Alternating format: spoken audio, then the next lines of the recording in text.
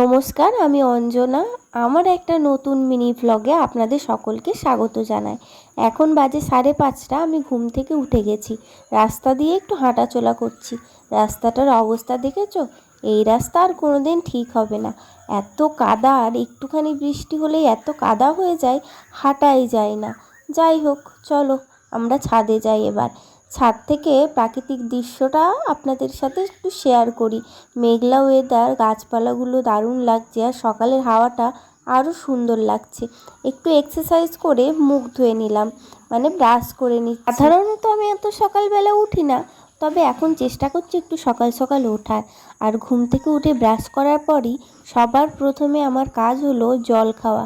যতটুকু পারি আমি আগে জল খেয়ে নিই। এরপর হচ্ছে আসল কাজ, স্মুদি বানাবো। সব কিছু ফ্রিজ থেকে বের করে নিয়েছি।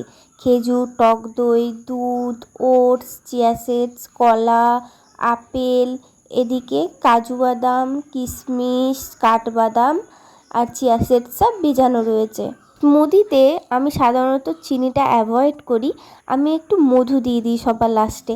আর ওটসটা এমনি দিই না, একটু খালি কড়াইয়ে নেড়ে চেড়ে একটু গরম করে নিই।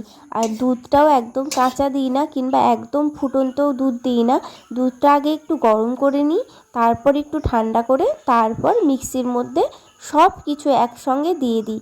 আর প্রথমেই একটুখানি মধু দিয়ে দিই, আর যেদিন প্রথমে দিই না সেদিনকে একদম লাস্টে মধু দিই। স্মুদি আমার তৈরি হয়ে গেছে। আমার আজকে জলটা দেওয়া কম হয়ে গেছিলো, সেই জন্য একদম গোটা গোটা কিছু কিছু ফলগুলো রয়ে গেছিলো। যাই হোক, খেতে তো দারুণ লাগে আমার। আর যেমনই হোক না কেন, স্মুদিটা একদম হেভি লাগে আমার। তো সেই জন্য আমি পুরো 2 গ্লাস স্মুদি একাই খেয়ে নিই। যাই হোক, আজকের ভিডিওটা আমার এই পর্যন্ত। সবাই ভালো থাকবেন, টাটা।